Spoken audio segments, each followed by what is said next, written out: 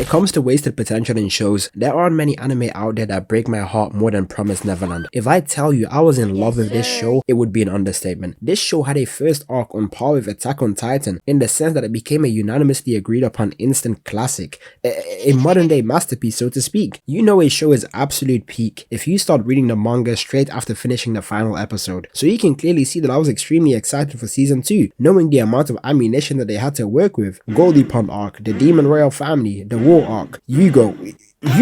So you can imagine my face, the pure rage, the raw disgust that came over me when they show season 2, skip the best arc in the entire anime, Thanos snap one of my favorite characters as if he never even existed, and have Norman talking about some, hey guys, as you can see, I did some off-camera mining. No, what do you mean? You haven't seen self-sabotage of this caliber since 7 Deadly Sins. Do you understand how dookie juice a season 2 has to be for the entire anime community to agree upon gaslighting the rest of the world into believing that there was never a season 2? Out here moving like the Dai Li from Avatar The Last Airbender, talking about some there is no war in Ba Sing Se. I apologize for my outburst. Anyways, I thought it'd be the perfect time to cover the entirety of Promised Neverland. So let's go and get straight into the meat and potatoes.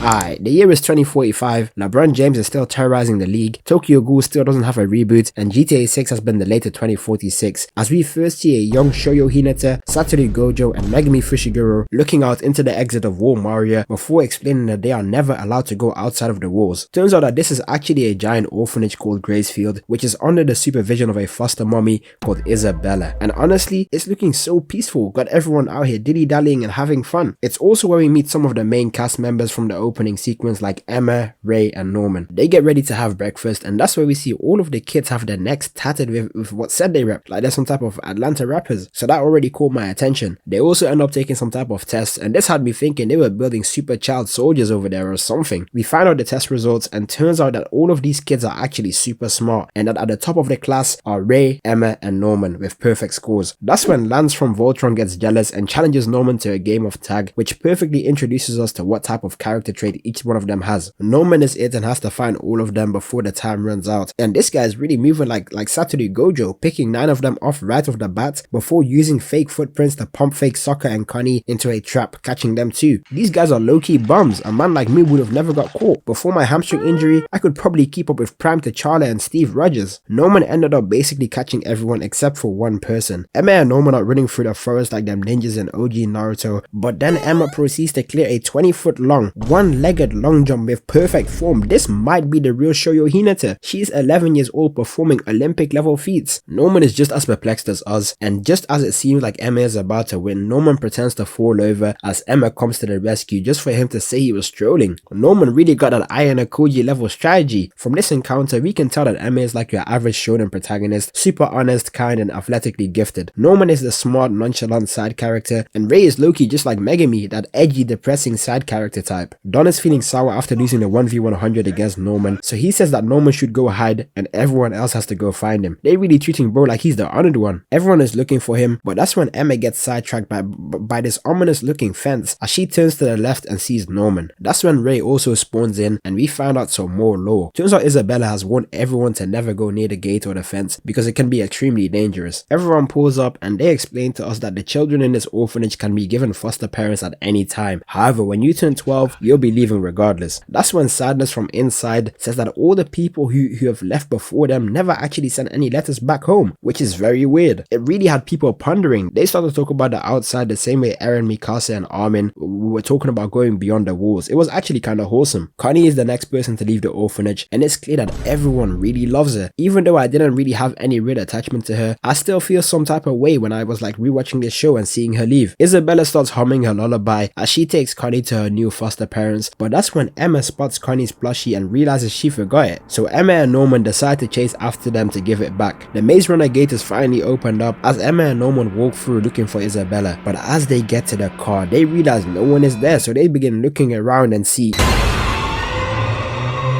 Damn. As they look in the back of the car, they see Connie's lifeless body, eyes wide open, with the iconic flower sticking out of her torso. The way they did this scene was genuinely beautiful. I don't watch many horror movies, but whenever I do, I really enjoy them, and I honestly haven't seen many horror aspects brought into anime like this, but it's safe to say that this execution and cinematography was on point. It really reminded me of something straight out of Smile. Emma and Norman, being completely shaken to the core, end up making too much noise, which attracts some of the henchmen to step out, but as they get a better look at their faces, it's revealed that they are literal nightmare-fueled demons, out here looking like Morgoth from Elden Ring. I'm talking about some. The leaves of a clover are said to each contain one thing.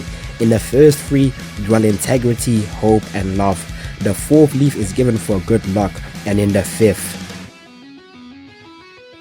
there lies a devil. That kind of devil, you know. I was genuinely perplexed. They take Connie and put her in some containment tube like she's a singular pickle. And it all turns out that this whole time, these demons eat humans, and that the humans on this farm are the highest grade of human meat. Like, what? So basically, to make a long story short, Gracefield is not an orphanage, but actually a human meat farm out here producing the highest quality goods like its A5 Wagyu. This is for sure how them cows over in Kobe, Japan must feel, realizing that their entire existence will lead up to them being put in a Nikocado avocado video. They proceed to explain how 6-year-olds with the low test scores are considered bad eats, and the 11 to 12-year-olds with the best grades are good eats because their brains are better developed, which I'm guessing is like the tastiest part. And then to make it worse, we cut over to Isabella, locked in, conspiring with the ops. Look at Emma and Norman's faces, they are flabbergasted beyond belief. Emma lets out a screech, and I can't even blame her. These guys look like beasts straight out of Zelda Breath of the Wild. The demon goes to check underneath the car, but luckily Emma and Norman manage to get away. What a plot twist. Imagine being 11 years old and having to deal with something like this mentally. When I was 11 years old, all I was occupied with was trying to beat Skylanders Giants, typing in Clash of Clans global chats, and watching Raymond Jr. fight Greek gods. The mental torment has to be insane. Norman quickly decides they gotta escape the farm, and he wants to dip with him, her, and Ray, but Emma wants to take everyone with them. Classic shonen protagonist. And that sets up the rest of the arc. Luckily, they didn't get spotted and will be able to carefully come up with a plan to escape.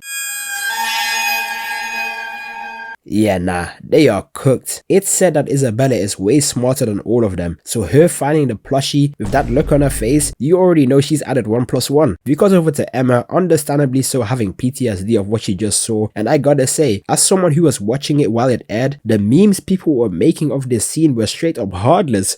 Like, I know I shouldn't laugh, but come on. I just lost my dog.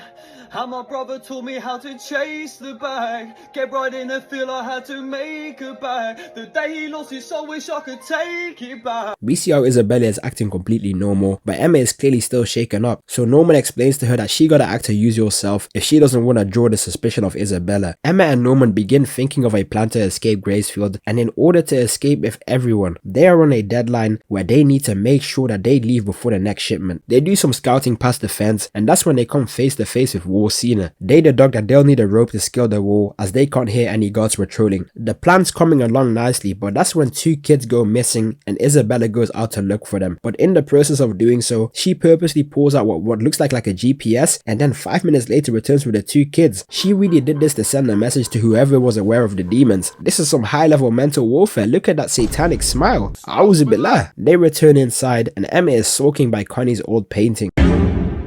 Man, Promised Neverland gotta be the only anime to successfully jump scare me on numerous occasions. Emma is in a one-on-one ISO with Isabella, and I thought she was gonna fold, but I forgot all of these kids have an IQ of like 189, so they are not only academically but also psychologically smarter than the average person. I don't know if I'd be able to keep my cool if the person who was gonna turn my brain into fufu starts caressing my face like this. This moment was so tense, but luckily my emo goat Ray clutches up and calls for dinner, breaking the tension. Or so I thought, because Isabella outright just comes out and asks Norman and Emma if they went to the gate last night. They obviously deny it, but Isabella has now made it clear that she's aware of them. They meet up at night to create a rope and also decide that they should tell Ray about everything that's happened. But knowing Ray, he was already suspicious of them, so that made it a whole lot easier to believe. They tell him everything that happened and bro doesn't even panic. He just stands there, unfazed, already cooking up a master plan. Ray also agrees on the fact that they should only take a select few kids, but Emma's naive self wants to take everyone. Ray wasn't gonna sugarcoat it the way Norman did, because he starts telling her the cold hard truth. There is more than 37 kids, half of them aren't even 6 years old. They are up against literal soldiers of Shaitan, and to top it all off,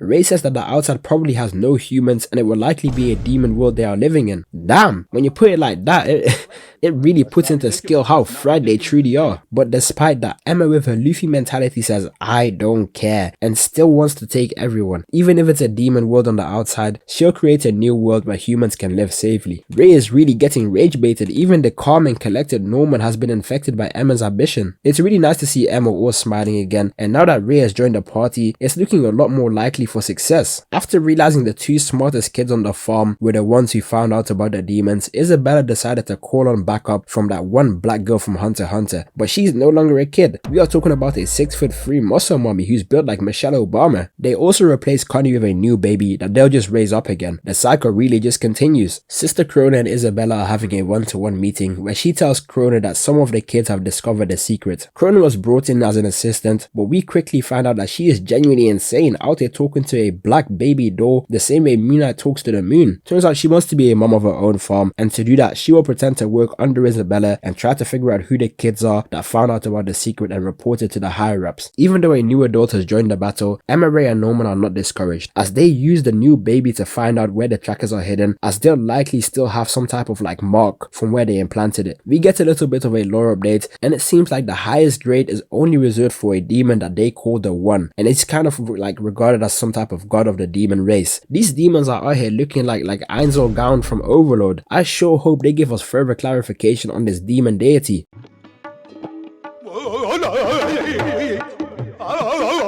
After finding out the trackers are in their ears, they try to come up with a way to destroy the trackers without notifying Isabella. They also agree that they have to begin training the younger children if they want them to stand a chance at escaping against these Shinigamis, so they disguise their training in the form of tag. They really gave us a shonen training arc, had little bro over here Naruto running. This is really the type of training the 100 men are gonna have to do in preparation for the gorilla. But now we're on the topic, I guarantee you 100 men are 100% beating a gorilla. Give us 1 week of training to come up with a plan and we cool. And if you let me draft the people myself, I'm happy to even lead the entire pack on the front lines like that one guy who charged up against Madara. People really overhyping the gorilla. Mr. Beast, please set this up. Let me know if I'm tripping or not in the comments. Sister Krona is standing in the distance like Herobrine, watching them playing and asks if she can join. The rules are simple. She's gonna be it and has a 20-minute time limit to find everyone. This is really the perfect simulation to see if their training is paid off. What I didn't expect was for Sister Krona to be a Shikari Richardson level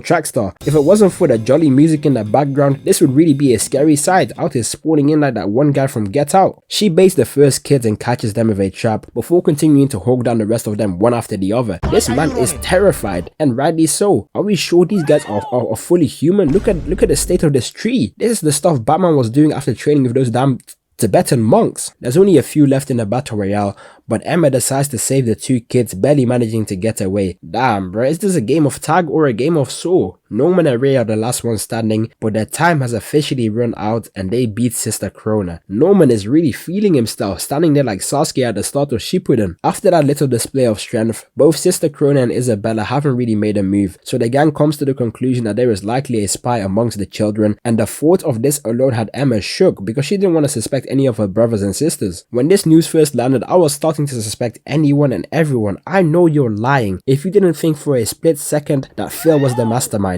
I was telling my homies Phil was actually a 27-year-old man who just had dwarfism. We got over to Isabella and Krone, and she makes it clear to her that she's aware of the fact that Krone is going to betray her. And to be honest, that's kinda on you. She was really getting sturdy and laying out her master plan whilst talking to a doll at 3 AM in the morning. Everyone probably overheard her. She then says that if Sister Krone keeps behaving like a good boy, she'll recommend it to the higher ups to make her a mom. And it's safe to say she didn't take kindly to that. Norman decides that the best course of action is to plan an escape in 10 days from now. They continue their little training arc and also decide to tell Don and Gilda about everything that's happening because they will be valuable assets. And honestly, Don probably had the most normal reaction to all of this. He thinks they are trolling him.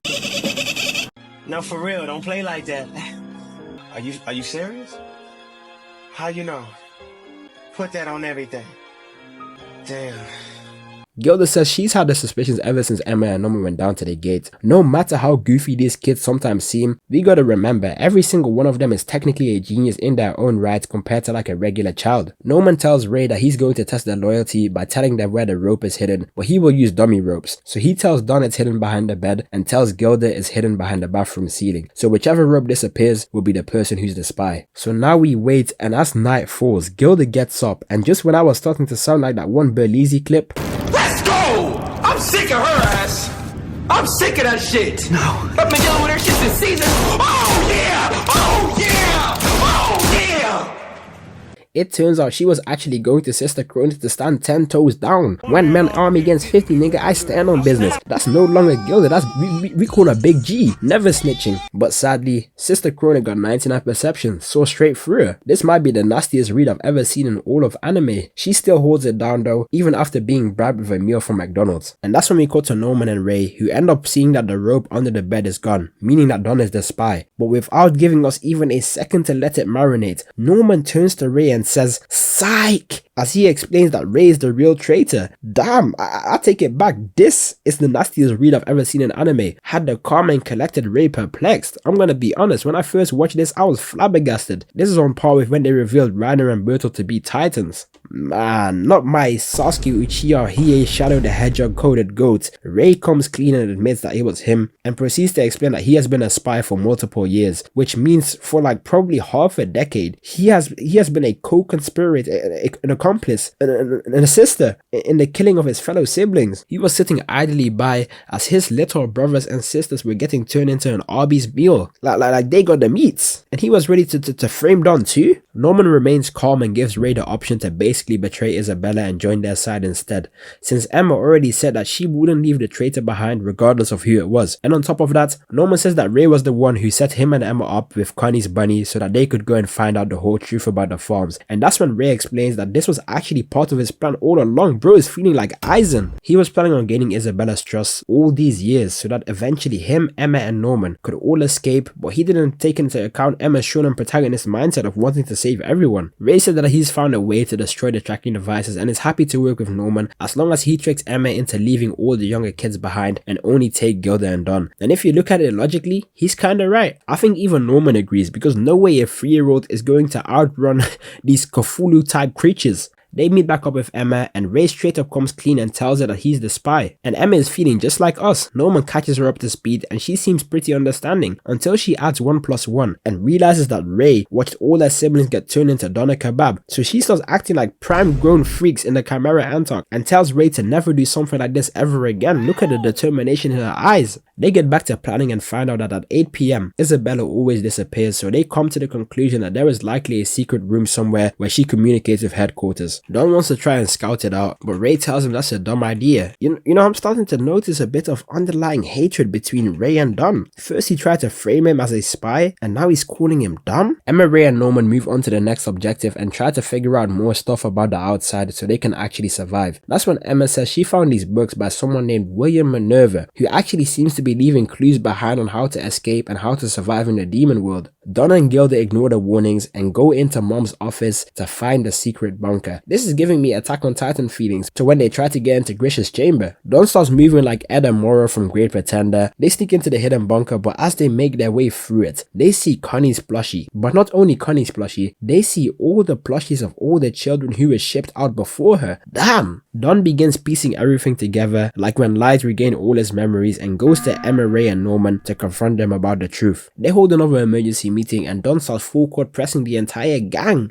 Yes! I was low-key kinda hard when he started spitting straight bars. He was demanding the truth, and that's when they tell them everything that's happened, including the fact that Ray was a spy. And yet again, Don has by far the most normal reaction to this info out of everyone, because he starts hysterically laughing like the Joker before smacking the sonic rings out of Norman and hitting Ray with a Detroit smash. Even Emma almost caught a one-piece combo, and you know, I better not see anyone in the comments complaining, because imagine you find find a guy who's turned your little sister into okra soup is walking around unchecked, I'd be mad too. Like, you gotta remember, Don and Connie was mad close. Don starts crying about the fact that he was unable to do anything to save his siblings and says that he wants to be strong enough to be able to protect everyone. And I feel that, bruh. Don is low-key an underrated character. Fast forward and they end up making up with each other and agree to work together to save everyone. Ray goes to trick Isabella into thinking that Norman is trying to kill her using some sort of poison, and it's also where we find out that the next person to be shipped out is him. Whilst this was happening, the rest of the gang is trying to climb over the wall so they can begin gathering intel on the outside. Everything seems to be going pretty well.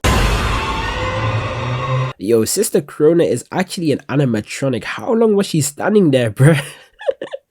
I am moving like Nightmare Freddy. She says that she overheard everything they were talking about last night, but instead of snitching to Isabella, she offers them an accord. She wants to work together with them because they have like a relatively common interest. Sister Krona wants to take down Isabella to become a mom herself, and the gang wants to escape it. So if the kids escape, Isabella would theoretically be dragged down and Sister Krona would have to take over. And that's when we get another insane lore drop. Turns out that both Sister Krona and Isabella were originally children on the farm. However, girls who get a high test score are offered the option to either die or become moms. They basically had to pass like the actual hunter exams in order to become one, and they also get chipped with a bomb so that if they ever leave the premises, they explode. So after they acquire this knowledge, they decide to team up with each other. But this has basically become one giant game of Among Us because Sister Krona is only helping them to try and find evidence of their escape. They go to meet with Sister Krona later that night and ask to see a tracker, and they also ask how old she is. That's when she lets us know that she's 26 and was born and raised in Plant 3, meaning there are multiple farms. Oh, and she also tells us that Isabella is 31, and I mean,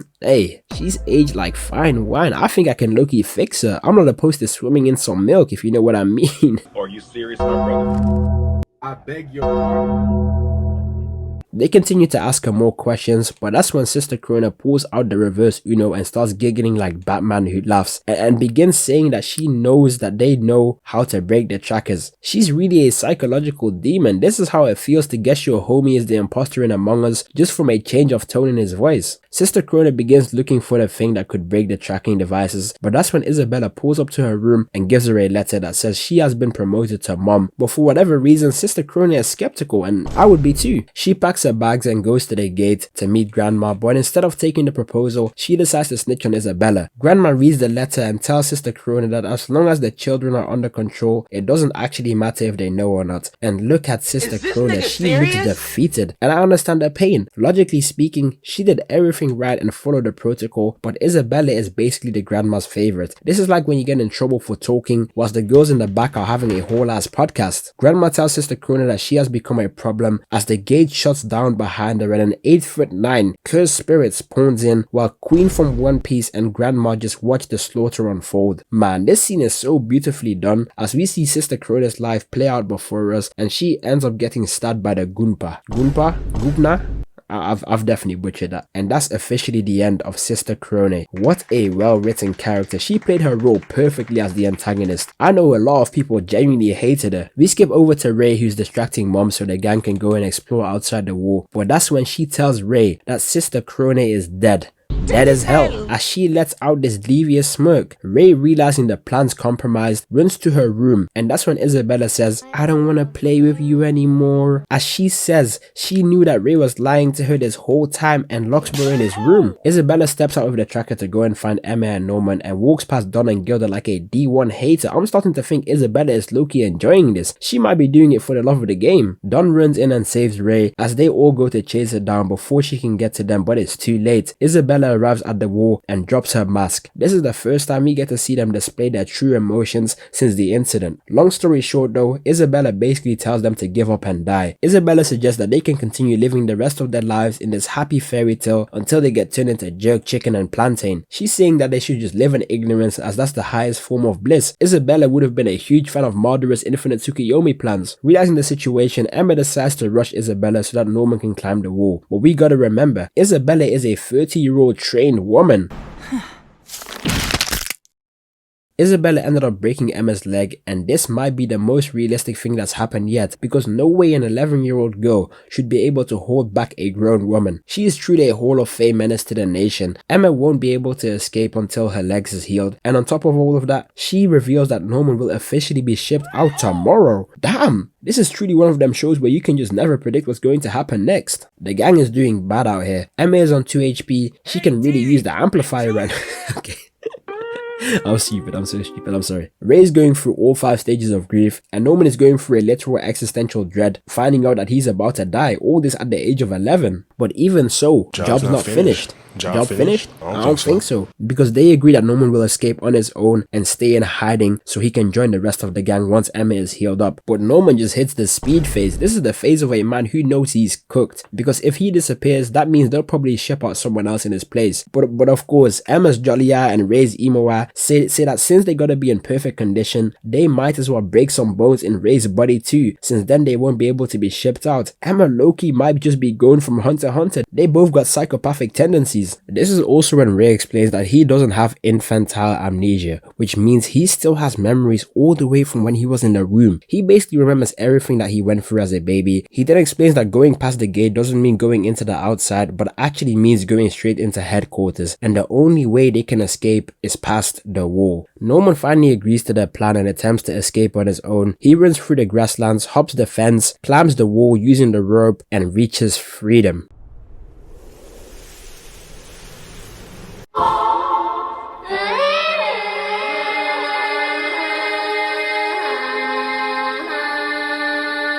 Straight back to spawn. Yeah, I had a feeling it was a little bit too good to be true. When Norman stood there like a young Eren Yeager, I knew it was over. Norman comes back and proceeds to explain that there was a giant cliff on the other side of the wall. And look at bro's eyes, he's tired, man. This means not only did they have to scale the wall, but now they also need to gap the cliff. Norman did do some scouting and found an area where they could potentially make the jump if they used a zipline. But by the time they could set that up, it would already be too late. Ray realizes that and tries confronting Norman, but like I said earlier, this man has truly given up. This is the face I make 1 hour before the exam after procrastinating, realizing I'm truly finished. Norman, Emma and Ray have their final goodbyes. Man, this is starting to hit home. Norman gets ready to leave the farm, but Emma in a last-ditch effort tries to force him to run, truly showing the desperation. Ray aura forms one last time as Norman officially exits the house, and damn bruh, what a plot twist of doom. Norman, the Satoru Gojo level prodigy, has officially been turned into a piece of Johnny Test meatloaf. I'm not trying to ruin your fun, you're just a little bit late, I guess you're already done. I got this feeling I can't shake, cause I'm too dumb. I'm never doing the right thing, so I'm so stuck. If you see me in America, I might say hi, but if you see me out in Europe, I'm a talkative guy. Maybe we could talk over scones around lunch sometimes. Well, I never met a fan, so it might be nice, but I can't take this paparazzi. Jeez, it's like the camera's always out and always staring at me. And if I say the wrong thing, they'll cut my tongue till it bleeds. Always building out their pitchforks when you trying to speak. Well, that couldn't be me. Next night I'm walking the road, kicking rocks. It's all my fault, our life's the worst story told. I'll be this way till I'm old. I rip a page out the book, I'm just so misunderstood. I always think about her and when my life felt good. The next few scenes are just pure depression. The way they portrayed the grief via Emma, Ray, Donna, and Gilda was just immaculate. It's as if I can feel the raw frustration, anguish, and sorrow that was building up each and every single day. And is this sick MILF smirking? Isabella tries to offer Emma a mom position while she's grieving, but of course Emma refuses it, adding yet another layer of complexity to this whole situation. Fast forward a few days and it's officially 1 day left until Ray's birthday, meaning he has 1 day left to be shipped. Ray and Emma meet up, and I truly thought they'd completely given up, but I forgot this show has plot twist after plot twist, because when Ray asked Emma if he had actually given up, she smiles like Yuichi Katagiri and explains that this whole time she was just pretending to be depressed so that they could trick mom into letting her guard down. And on top of that, she has been training the rest of the kids in secret. I deadass had no idea this was even happening. I thought we were about to get a sad, unsatisfying ending this whole time. Also, her leg is fully healed. My child soldier theories aren't even starting to sound that crazy right now. Ray tells Emma that he's going to set the house on fire as a distraction so that everyone can run away and they should try to leave right now. But this suicidal maniac begins pouring gasoline over his entire body. He is planning to Vegeta himself. Hey, my Megami comparison from earlier is starting to sound real accurate. This is the equivalent to summoning Maharaga on that femboy from season 2. This man Ray is straight up tweaking. He says he needs to pay for his sins whilst taking revenge on the higher ups and Isabella by taking away the one thing they've been cherishing for the past 12 years. He lights the fire and Nice knowing you, Emma.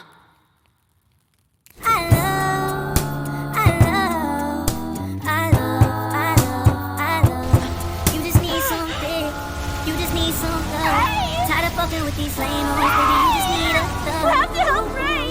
Give it to you like you need it, baby. yeah, nah. Emma put up an Oscar level performance, hitting Isabella with the nastiest pump fake of the century by pretending Ray actually set himself on fire. What actually happened was that Emma intercepted the match and explains that Norman came up with a whole new plan. If Ray was moving like Aizen, then Norman was moving like Prime Kisuke. They've been planning this since before Norman even died. Do you understand how insane this is? They told all of the children about what was happening and every single one of them locked in and held it down. For like 2 months straight, they've been plotting like a well-oiled machine. Man, I can deadass tear up right now. When I saw Norman's spirit spawn in as they got to the wall, it really reminded me of when Shikamaru lit up Asuma's blunt. And you're probably wondering, can't Isabella just chase them? And where are the babies?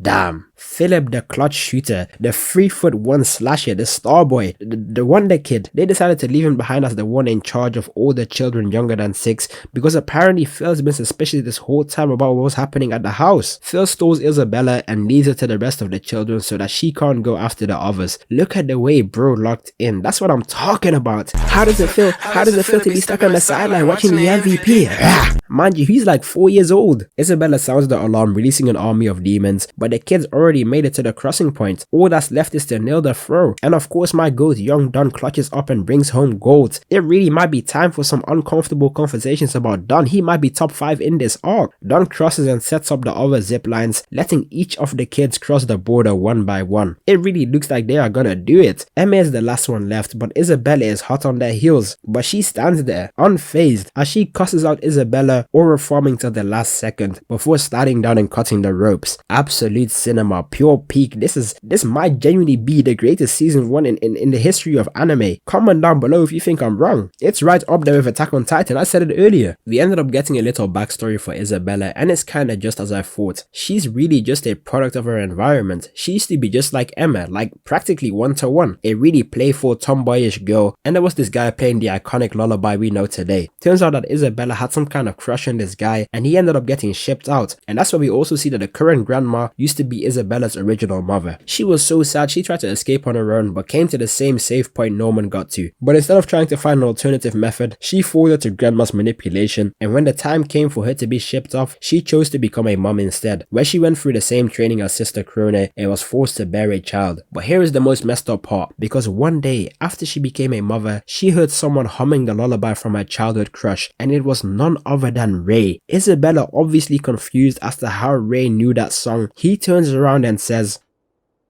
Why'd you give birth to me?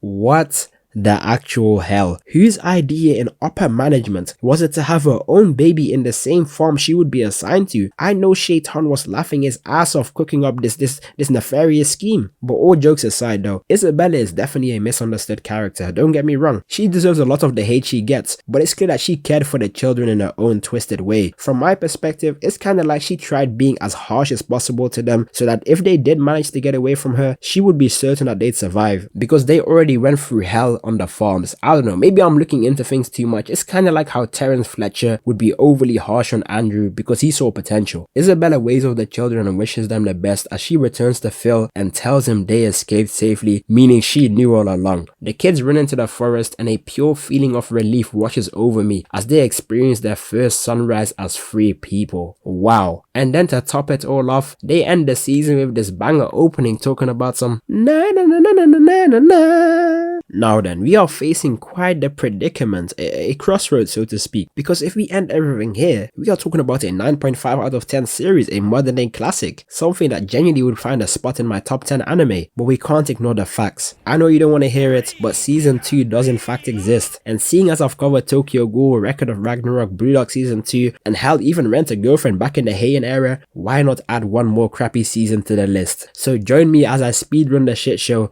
that's season 2. The episode begins and we see that the gang is running away from a Rod Rice colossal titan, and if I'm being honest with you, how slow is this demon? This gotta be a tutorial boss, because what do you mean you can't outrun a bunch of 5 to 11 year olds when you cover 60 meters per step? Either you have slowness 9 or these kids have been taking compound V. But you're probably wondering, how did we end up here in the first place? Well, let's spin back. After running a half marathon, they made it deep into the forest, and it gives me a similar vibe to when you first start a new open world game and you're just exploring your surroundings. Emma doesn't seem to be doing so good, but Ray makes a vow that he will never leave his family behind again. Their whole plan relies on this holographic pen Norman left behind from Sister Crone, and they're planning on following the coordinates to some type of underground bunker where they may find Mr. Minerva. They continue to make their way southeast when we cut over to the demons hunting them, and they done recruited Radagon to hunt these 11-year-old kids. We return to the kids who are going through the forest when they get ambushed by Grievous, bringing us back to the opening sequence. They split into their formation as Ray and Emma agree to split up so Ray can lure the beast into a trap. He tries to juke him out, but that's when they get straight up speed blitzed by Igris. The farm search party is caught up to Ray, so Emma, being worried about him, wants to go back, but as she takes 2 steps, she straight up passes out due to blood loss from cutting an ear off in the farm. That's when Victor from Arcane spawns in and points them into the direction of safety. Ray is somehow outweighing the search party, and no way I'm tripping, right? Like come on, let's assume that these horse-like creatures are about as fast as the slowest horse, which is about 30 miles per hour, and Usain Bolt at his top speed managed to reach 27 miles per hour. That means Ray is holding at least a consistent world record 100-meter pace for multiple minutes. These kids had to have been given a super soldier serum whilst on the farms. They eventually catch up to Bro, and after getting a better look at this guy's build, he reminds me of Jaleel. That wingspan is crazy. He should go join the Lakers. I heard they're looking for a center. Just when it seemed like Ray was cooked, he gets snatched up by a whole other demon as he wakes up in some type of underground cave. He explores the caves and ends up finding Emma, which means the 2 people that rescued them are acquainted. The little girl who saved Emma's group find them and says that the rest of the kids are all safe as she shows them the way. Ray calls her out for being a demon when the big guy from earlier comes in behind. As it pans over to her toes, Ray a better man than me, because I wouldn't have questioned it at all. I've seen uncles with grippers exactly like this. Matter of fact, these look exactly like KD's feet. Ray asks the demons why they saved them, but before we get an answer, Emma goes to check on the other kids and they're doing okay. The girl's name is Mojika and the aura farmer is Sonju. Turns out these are demons that don't eat human flesh because of their religion. Sonju goes on to explain that they reject the entire idea of the farms and raising humans as cattle. Long story short, they are basically a bunch of vegan hipsters that just float around doing their own thing. That's also where we get a new lore drop. We previously believed that this whole farm stuff only started 30 years ago and that there are still humans out there alive somewhere. But Sonju lets Emma and Ray know that the only humans on the outside are the ones in the farm, and it's been like this for over 1,000 years. He goes into further detail and explains that more than 1,000 years ago, humans and demons actually did live together, where the demons were the predators at the top of the food chain and the humans were the prey. But as time went on, humans started to advance and learned how to fight back to the point that the humans actually started to hunt the demons, which made the demons hate them even more. Eventually, the 2 sides agreed on a promise. Humans live on one half of the world and the demons live on the other half of the world. But some humans had to stay behind to give the demons a supply of food to work with, which started the farms. Damn, this is actually way more intricate than I first imagined. I thought Emma and Ray would break down into pure despair, but they start celebrating in joy because it means that all they have to do is to get to the human side. And I mean, I guess it's a better outcome than there not being any humans at all outside of the farms. Sonju and Mojika agree to help the gang reach their destination and also teach them how to upgrade their skill tree so they can survive on their own. We also get a couple of wholesome comedic relief moments, like when Lani and Doma kept calling Ray suicidal for trying to off himself in the house. Fast forward forward and you can really see how Emma and the gang have warmed up to Mojica and Sanji, seeing them as true friends. Low key though, I wonder what Elo rating Sanji and Ray would be at. They end up making it to the end of the forest and have to part ways with Mojica and Sanji. That's when we find out that Sanji actually isn't opposed to eating humans as long as it's a part of the hunt. This would have been great foreshadowing, you know, if they didn't decide to skip the arc that included the entire concept of demons hunting humans. Anyway, Sanji goes back into the forest and proceeds to off-screen damn near every search party member. Forget what I said earlier, this is the real Igris. He decapitates the horse and the next scene is just the eviscerated head of the one in command. Like damn, he's really like that. The gang makes it to the coordinates and uses the pen to unlock the secret bunker, and as they climb down into the depths they continue to explore, slowly opening the door to the computer room. And yeah, this is where my goat Hugo was meant to be seated. They even had the audacity to include the tea and the biscuits but just remove bro's entire existence. They find a letter from Mr. Minerva that says he made this bunker for kids that escaped the farms and it's extremely kitted out. They got electricity, a farm, a bath, multiple rooms and surveillance cameras. I know for a fact Mr. Minerva played Minecraft. They do some more exploring after relaxing for a bit and find a phone room that starts ringing upon opening the door. Yo, it's your boy Kirby. You reached the right person at the wrong time. But you can go ahead and leave your boy a message. I'm gonna get back with you.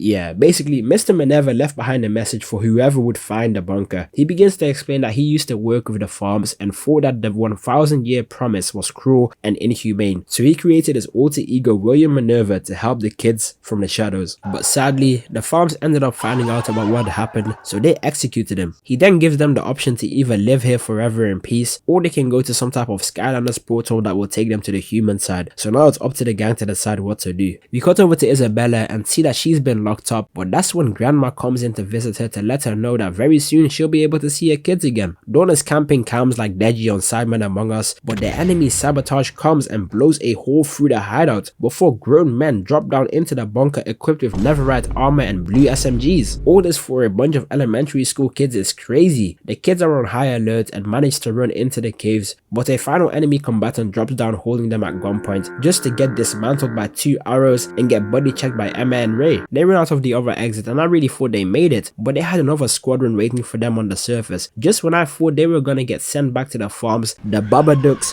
come out of the forest and start eating the enemies. We got over to Isabella, who's being offered a trade agreement. If she can find the kids and bring them back to the farms, she'll be granted her freedom and will be released from her duties at Gracefield completely. And look at the determination in her eyes, she's locked all the way in. Now this is where the nonsense starts, because the next episode quite literally cuts to us seeing some type of demon town as we find the kids hiding out in a tower whilst disguised as demons. They all look slightly grown up, so I think it's been about a year since they ran away from Gracefield. They really just skipped 100 plus chapters to make their own headcanon rush nonsense. They are still nowhere near the Skylanders portal, and that's when this blind old demon pulls up. Apparently he comes by every couple of days to give offerings because this is the sacred temple of the evil blooded one. We end up getting another lore drop. It actually turns out that if demons don't eat humans, they degenerate, slowly devolving from like a less human-like form into straight up monsters like those horse-like creatures and the colossal titan we've been seeing earlier. That really does bring a question of morality into the bigger picture, like, are the demons wrong for farming the humans since they need them to survive? I mean, us humans do the same with cattle, chicken and anything else that tastes even remotely half decent. So can we truly sit here and hypothetically judge them for their actions? We're only seeing the story from one point of view, you know, like, I don't know, maybe I'm looking into this too much, but when you think about it, we're quite a narcissistic and self-centered species. Like, I low-key felt uneasy when I saw these 2 random demons trying to get money to feed their siblings who were beginning to turn into tardigans. The manga really explored the topic of right and wrong a lot better than the anime, but it's still nice to see that they left some elements in there. I would love to hear your guys' thoughts on this on the comments. Are you on the human side or the demon side? Anyways, they end up talking about how the kids from Gracefield are still on the loose and that the higher-ups are coming to their town to look for them. So Ornstein and Smo over here want to try and find the kids for themselves. Emma and the gang go out to the demon market again to try and find some more food, but the 2 younger kids end up running into the demons from earlier. They quickly realize that they aren't demons and begin to chase them down, but they must have not realized these kids are track stars because the camera panel shifts and next thing you know they're on the rooftop Naruto running like they're in the Arnbu Black Ops. It seems like they've lost them, but that's when they get cornered by another group of people. At first I thought it was the people from the farm, but when the 2 demons catch back up, they just get eviscerated as a familiar voice calls out to Emma and Ray. Emma.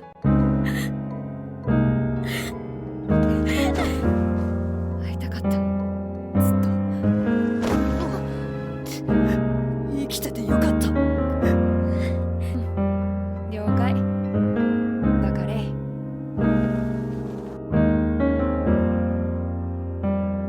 And damn bruh, even though they rushed this, even though they gave no build up, no foreplay, it still hits home. Getting to see Emma, Ray and Norman all reunite, man, that shit means something to me, man. But now we got that out of the way, allow me to complain. Because in the manga, Norman looks like a Commander Irwin level war general, but they barely aged him up in the anime. And Norman's gang, don't even get me started on the amount of aura they had in the manga. I'm pretty sure they skipped like 40 chapters worth of build up and foreshadowing too. It feels like so abrupt. I don't know how a show can skip so much material but still feel kinda slow paced. Emma and Ray take Norman to meet the rest of the gang, and we find out that on the night of the shipment he was given the option to go to a facility called Lambda where they did experiments on kids to find a way to produce higher grade meat, but these experiments caused them to mutate into like superhuman like creatures. Hey, I know I've been mentioning it a lot, but I'm just saying, my super soldier serum theory. Norman begins to explain that after he escaped, him and his friends from Lambda managed to produce a drug that caused demons to mass degenerate. Long story short, this man Norman is going to use chemical warfare to lobotomize every single demon, which will cause them to eat each other. Norman is starting to sound like Malcolm X, a warrior of liberation, preaching about taking back freedom. The drug is ready and can be used as soon as tomorrow, but Ray noticed that Emma doesn't want to go through with Norman's plan because she started to feel bad for the demons. And you know, don't get me wrong, I get it, but you can't have your cake and eat it too. Like what Emma is asking for here is even more illogical than when she wanted to bring 1-year-old babies out to the escape. It's like when Vivi told Luffy she wants no one to die, so he smacked some sense into her and told her that people die. That's just the way the world is, man. Ray actually agrees with Norman as usual, but he also doesn't want Emma to hold in her feelings and should at least explain to Norman how she feels. They also think back to how Mojika and Sonju don't eat humans and still don't disintegrate, which means there might be a way to make every demon like that. They pull up to Norman's hideout, and that's where we meet Sisler with a receding hairline, Barbara the tomboy who, mind you, is eating a demon leg like it's a giant turkey, and Vincent the Somali. These are Norman's friends from Lambda and they hate demons. Like, they actively fantasize about killing them because of all the stuff they went through because of them. They got tortured for years in Lambda, so it's a natural response. But when Barbara realizes that Emma has a look of remorse on her face, she begins to crash out, and honestly, I'm on the side of Norman. It's kill or be killed. Emma's worldview is too skewed, naive and ignorant. Emma and Ray speak to Norman and tell them about Mojika, but it seems like Norman already knows about her and is shocked to find out she's still alive. Apparently Mojika was a Zelda type goddess that spawned in 700 years ago, spreading her blood to the demons so that they could maintain their humanoid form without disintegrating. And on top of that, their blood would also harbor those same properties. But when the demon royal family found out, they had every single one of the people that harbored Mojika's blood executed because they wanted to stay in power by keeping a monopoly on the human meat. I sure hope we get to find out a lot more lore about the demon royal family. Demon governments and human governments really not far apart from each other though. Norman decides that they have to kill Mojika and Sonju, and that's when Emma says she doesn't want to kill any demons and just wants to use Mojika's blood to make it so that they don't have to eat humans anymore. But Norman brings up a valid argument. If someone came to you and said, yo, take this drug and your body won't die if you don't eat food, does that mean you're gonna stop eating your favorite foods? Sure, a few people might stop eating food entirely, but a majority of the people are still gonna indulge themselves in a succulent 4-piece wings and chips combo from the local busman. It's just in our nature. Emma and Norman continue to go back and forth like this for the next few minutes, but all of Emma's points are just being hard countered. Norman is trying to stay steadfast in his goals because he knows he's objectively correct, but them white woman tears, man, they are deadly, vicious and potent. Emma tells Norman that if he gives her 5 days, she'll find Mojika, but for those 5 days, Norman has to hold off on his plan. After Ray and Emma leave, we found out that Norman and the Lambda guys don't have much time left to live due to the side effects of the Lambda experiments, which is why they want to execute this plan as quickly as possible. It's also where we see the off-camera mining Norman has been up to, because bro got a whole base full of chest loot and a demon they've been running experiments on. We get to see a bit of Norman's backstory. He was actually greeted by Willie Tiber and taken into the Lambda project, where he was forced to take tests while they made him take a bunch of drugs. Whilst Norman was taking those tests, he realized someone else was also being forced to take those tests in the same place, so he started communicating with him through notes, and that's how he met Yusuf 7N. They continued to communicate until they gathered enough parts for their grand escape, and this right here is too tough. Look dead at the camera before blowing up the entire facility. We cut back to Emma and the gang, who spent days looking for Mojika and Sonju, but they ended up running into yet another card titan. They try to defend themselves, but it seems like Emma is about to turn into a chicken nugget. But luckily, Senshiig one-taps the demon. I don't think bro has had a single mid-difficulty fight. He's one-tapped almost everything he's fought. They reunite with the demon homies, and Magica agrees to go meet Norman. But that's when they hear an explosion in the distance, and this terrorist Norman has already started to blow up the demon trenches with a secret Diddy mist. He's really moving like Eren Yeager stepping foot in Mali. Look at the way they pulled up, nothing but bad intentions. I know for a fact they were playing that King Von from their JBL speakers. Just got a drop on his flexing neighbor. He from Tennessee, I got a thought. She be with the shit, she told me where he be. I said for sure, baby let me know if you wanna eat. She like Von, you already know, just put your girl on fleek. I'm like cool, I can do that boo. What you want, some shoes? Jimmy too, with that handbag too. Red and navy blue, she get the smiling. She ain't used to this, cause she ain't used to shit. I just laugh, could have been a pimp the way I move my lips. Demons are decomposing whilst cannibalizing each other. It's looking like Jahannam. Norman was even about to catch a body of his own. He said, let me get on the leaderboard, bro. This is the equivalent of Rocket Raccoon getting a pick after heel butting all game. But just as he's about to deliver the final blow, the old man from earlier shouts Emma, and it turns out he has named his granddaughter Emma, which caused Norman's convictions to waver. The smoke pulls through and the young girl begins devolving, but the old man doesn't. Norman realizes he has the evil-blooded girl's fluids in his body, so he goes in for the kill, but Gramps tanks it and feeds his blood to his granddaughter. Norman sees the blood in his hands, but the cries of the demons begin to weigh heavy on his heart as Emma and Ray pull up just in time to stop him. And I'm gonna be honest, I kinda dislike this scene. It's so cliche and boring. Like Emma just pulls up and says, you're not like this, Norman, I know you, this isn't you, Norman, please, no, Norman. And I don't know, it really takes away from the characters they were building in season 1. They practically just devolved. Norman begins crying and even Ray is looking like, damn, that really worked. And then we cut over to the other Lambda people, and all of a sudden they all got an entire change of heart, except for Paper Bag Man. That man was ready to stand 10 toes down until Norman told him to disengage. Magica has helped all the demons regain their intelligence, and they fall back to strategize their future plans. But that's when they hear over the radio that Phil and all the other kids from Gracefield are going to get shipped out. But this whole time, it was actually bait set up by Peter, Rodri, and Isabella, who's now a grandma. I know, stay with me. It feels like we're moving at 1,000 miles per hour, but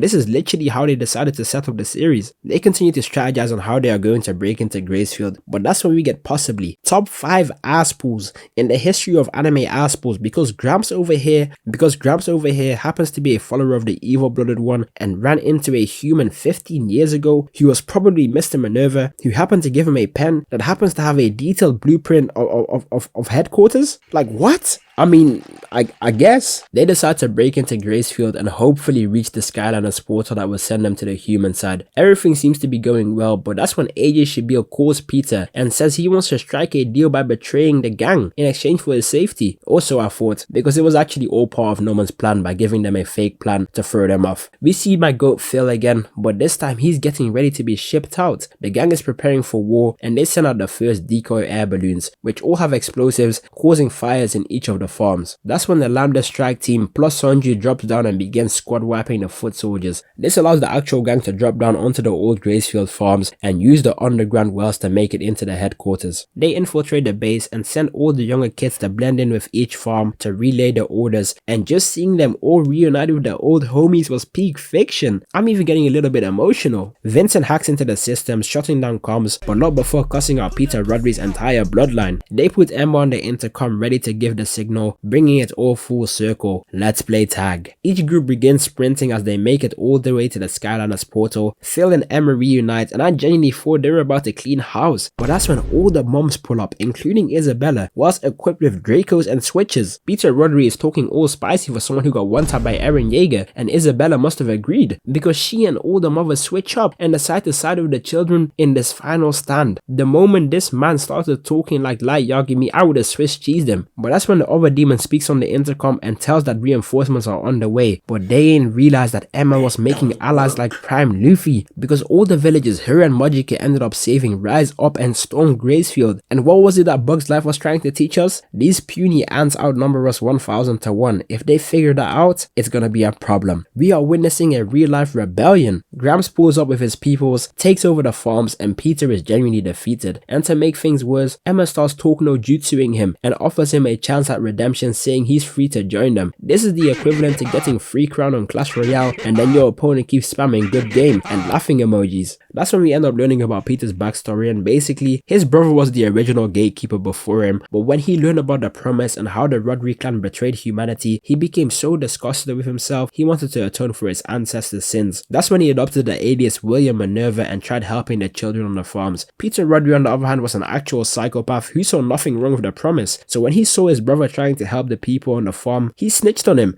and slammed out his own day one. It'd really be your own people. He took over the farms, and that brings us to where we are today. Low-key, they kinda look like Norman. I wonder if they're related somehow. After getting rage baited by Emma and losing everything he lived for, bro says deuces and leaves the game. This is really how people be going on Marvel Rivals if you tell them to swap off a character they've been going 0-8 with. We see this guard storm into a royal family meeting and hey yo, who's that? I didn't know these demons came with all that movement back there. I wasn't really familiar with your game, like so I'm sorry, I'm losing focus. We get a nice interaction between all the moms and the children, and it seems like they've all forgiven them. How sweet. They activate the Skylanders portal and open a gate to the human world, making everything they worked so hard for finally seem worth it. They did it. Anything is possible.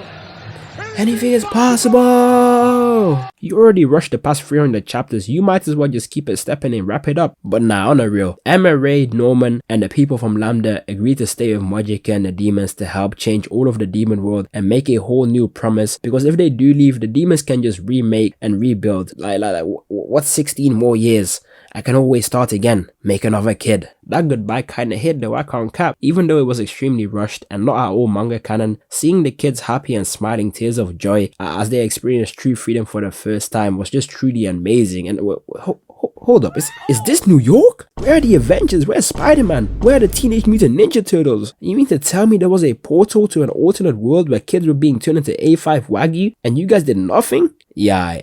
They proceed to play out the rest of the material in an actual Record of Ragnarok slideshow. Like, I'm not even joking. This is legit what they put at the remaining 4 minutes of this season. They deadass just played Isabella's theme and showed us a colored in manga panel of what happens for the next couple of chapters. We get to see Isabella in her regular clothes, the kids all playing games and having fun, my goat Phil and Don chilling on the subway, probably watching some Senshiig, and we see that Vincent ended up becoming a doctor. As we cut over to Emma and her gang, freeing an entire nation and abolishing the farm system in real time, as Emma straight up meets with the demon deity and crowns Magica as the new queen of the demon world. And in the final scene, we see Emma return to the human world, mission accomplished, as she reunites with her brothers and Phil. I mean, we got a happy ending in the end, I guess, but it does feel like a slap in the face to all the hard work that and build up that went into season 1. Like, the sheer amount of plot holes in season 2 is genuinely unfathomable. Like, this guy wasn't even in the damn manga.